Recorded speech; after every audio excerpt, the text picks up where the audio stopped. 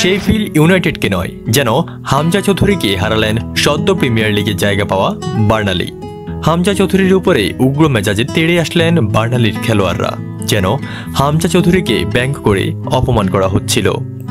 দেখে মনে হচ্ছিল শেফিল্ড ইউনাইটেড শুধু হামজা চৌধুরীর, পুরো বার্নালি দল মিলে যেন হামজা চৌধুরীকেই হারিয়েছে। বার্নালির খেলোয়াড়রা হামজা চৌধুরীকে ব্যঙ্গ করতে ব্যস্ত ছিলেন উক্ত ম্যাচে।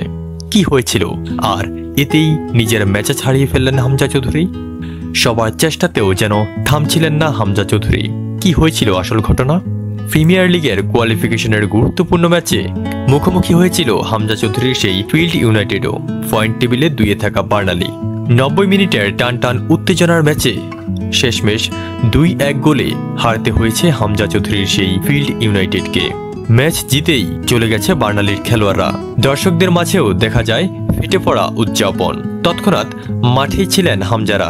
ইতোমধ্যেই মাঠের মধ্যে প্রথমে বার্নালির খেলোয়াড়রা হামজাকে উদ্দেশ্য করে ব্যঙ্গমুখ করেন।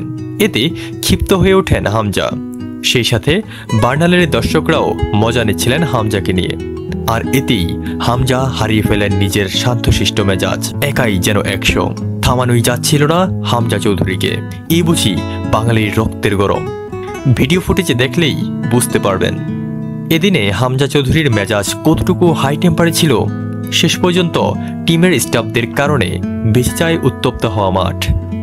লাইনম্যানের সাহায্যে হামজাকে নেওয়া হয় মাঠের বাহিরে, ফলে ঠান্ডা হয় মাঠের উত্তপ্ত পরিবেশ।